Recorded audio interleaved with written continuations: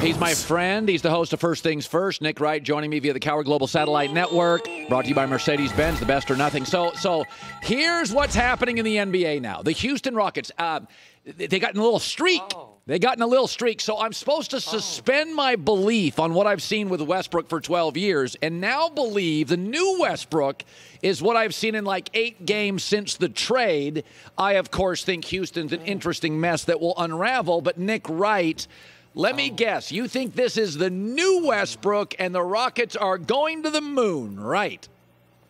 Well, Rockets going to the moon. That's a very nice turn of phrase, Colin. It's been far too long since we've talked. It's great to see you. It's great to see Joy. And by the way, Joy, to answer your question a moment ago, has your team been in the Super Bowl in the last 2 years? Why, yes, it has, actually. Thank you for asking. But now, more directly to Colin Cowherd's question about Russell Westbrook. I went into the year saying the Rockets were the third best team in basketball. Yeah. Lakers, Bucks, Rockets. Right now I see here today, I think they're the third best team in basketball. Lakers, Bucks, Rockets.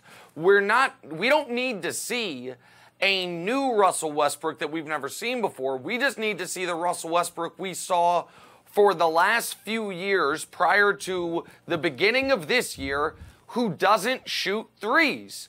And for the first time in forever, he's not shooting threes. He has nothing but space in front of him because of a very shrewd, if not criticized at the time, trade by Daryl Morey. And you're unlocking the best version of Russ we've seen in a few years. That's what the Rockets need. Now, is that going to be enough to beat the Lakers? I'm not certain, but I'm so glad we're starting with Russell Westbrook because, Colin, if I may pretend to be that kid Joey, but Colin, here, I do have one question for you. For quite some time, I remember when a guy left Russ and his numbers skyrocketed, we blamed Russ.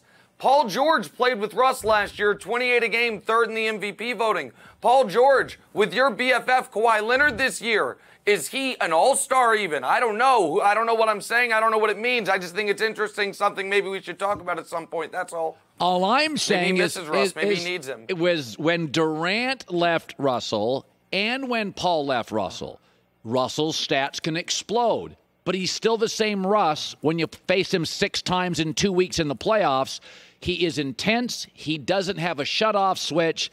And I think in the end, this is a team once they face a Rudy Gobert and Anthony Davis, a big center rim protector. Russ isn't getting as many freebies as he did last night, and I did watch the game for an hour. So I don't, just real quick, Anthony Davis maybe. I think Gobert's unplayable against this Rockets team. They've played him 3 times since they've gone super small. Gobert's looked awful in all 3. So I actually think that's a matchup the Rockets would love to have. I hope we get Rockets Clippers in round 1 and the team that actually tried in the regular season gets rewarded and your beloved Clippers get sent home, but we'll see what happens. Okay, I have this theory that in serious businesses, you should have a little fun. It goes a long way. Obama, Reagan. Politics are heavy and daunting. Funny guys did well. It was appreciated. Funny guys in tech, in law. But in fun businesses, be serious.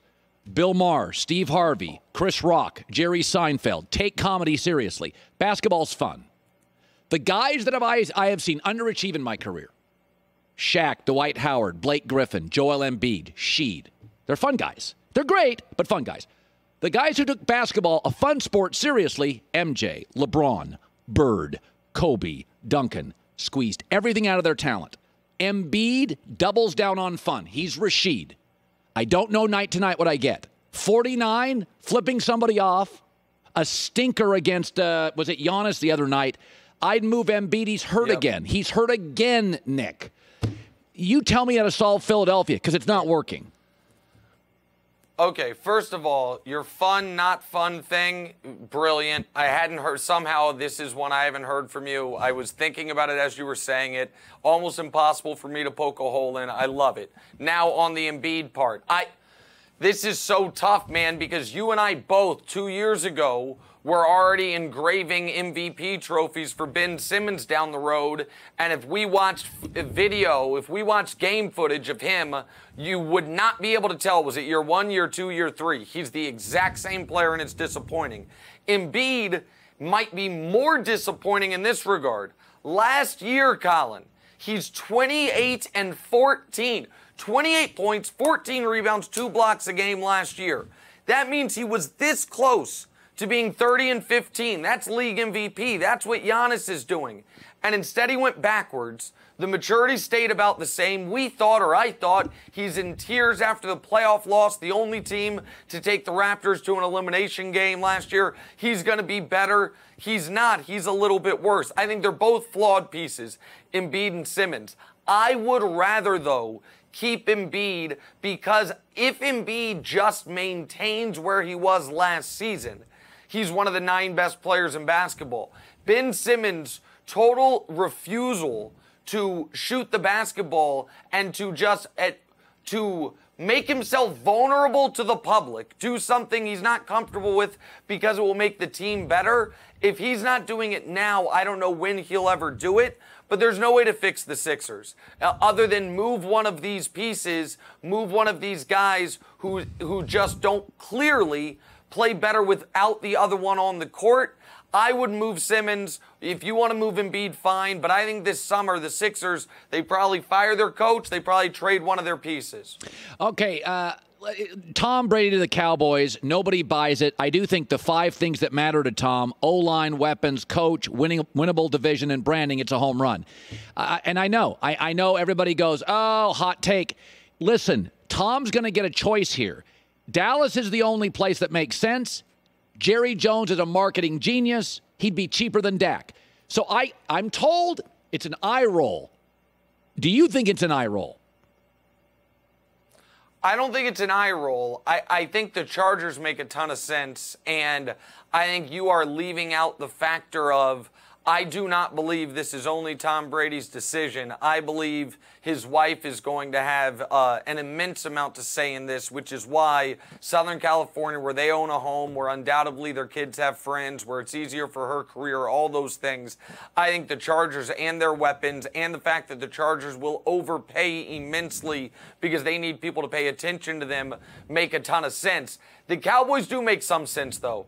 And I do wonder, if the Cowboys cannot come to terms with Dak, if they franchise tag him and they have the opportunity then to trade him, in a world I heard you enjoy talking about how aggressive teams are, if Frank Clark, when he's franchise tagged, gets a 1 and a 2, if Jalen Ramsey gets 2 1s and a 4, if Laramie Tunsil gets 2 1s and a 2, what does a quarterback-starving team trade for Dak Prescott, who a lot of people think I have underrated and is a great quarterback?